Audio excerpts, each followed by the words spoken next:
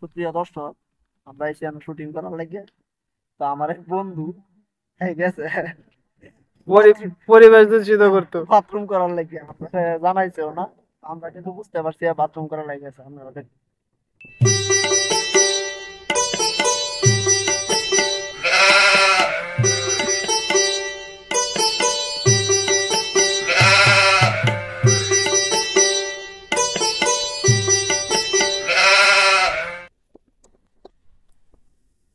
প্রিয় দর্শক ভাইয়েরা, তারে আমরা অনেক খোঁজাখুঁজি করতেছি, কিন্তু আমাদের চোখে সে ধরা পড়তেছে না।